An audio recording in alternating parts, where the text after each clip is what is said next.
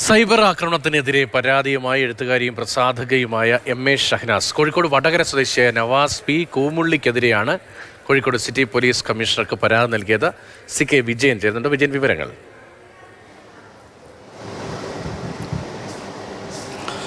വിദേശത്താണ് ഇപ്പോൾ ഷഹനാസ് ഉള്ളത്. അവിടെ നിന്നാണ് ഈ പരാതി നൽകിയിരിക്കുന്നത്. ഷാർജയിൽ വിസിറ്റിംഗ് വിസയിൽ പോയപ്പോഴുണ്ടായ ഏറ്റവും ഒടുവിലത്തെ അനുഭവം വെച്ചാണ് ഇത്തരത്തിലൊരു പരാതി സിറ്റി പോലീസ് കമ്മീഷണർക്ക് നൽകിയിട്ടുള്ളത്. വടകര സ്വദേശി നവാസ് പി കൂമുള്ളി എന്ന വ്യക്തിക്കെതിരെയാണ് പരാതി.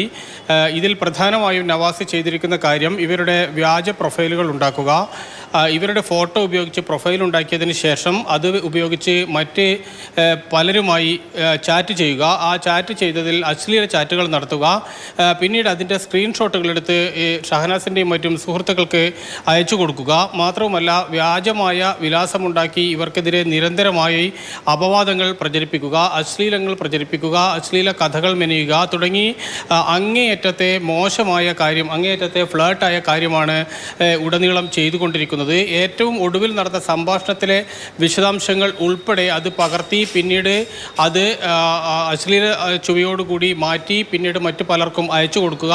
ഇങ്ങനെ ഈ സൈബർ ഇടത്തിൽ ചെയ്യാവുന്ന ഏറ്റവും മോശമായ കാര്യം ഇവർക്കെതിരെ ചെയ്തു എന്നാണ് ഈ പരാതിക്കകത്ത് ഉള്ളത്. കോഴിക്കോട് കേന്ദ്രീകരിച്ച് പ്രവർത്തിക്കുന്ന പ്രമുഖരായ പ്രസാധകയും അതോടൊപ്പം തന്നെ എഴുത്തുകാരിയുമാണ് ഷഹനാസ്. പക്ഷേ ഇതിനെ വളരെ ധൈര്യപൂർവ്വം നേരിടാനും ഇത്തരത്തിൽ പ്രശ്നങ്ങൾ അഭിമുഖീകരിക്കുന്നത് അതിന് നിയമപരമായി നേരിടാൻ വേണ്ടിയുമാണ് രംഗത്തിറങ്ങിയിട്ടുള്ളത്. മറ്റ് പല സ്ഥലത്തും ഇത്തരത്തിൽ ആൾക്കാർ, സ്ത്രീകൾക്കെതിരെ ആരോപണങ്ങളും ഇത്തരത്തിൽ പ്രചരണങ്ങളും വരുമ്പോൾ തകർന്നു പോകുന്നവർക്കെതിരെ ഊർജം നൽകുന്ന രീതിയിലാണ് ഇപ്പോൾ അവരുടെ പ്രതികരണം വന്നിട്ടുള്ളത്. വടകര സ്വദേശി നവാസ് പി കൂമുള്ളിക്കെതിരെയാണ് കോഴിക്കോട് സിറ്റി പോലീസ് കമ്മീഷണർക്ക് ഷഹനാസ് പരാതി നൽകിയിരിക്കുന്നത്.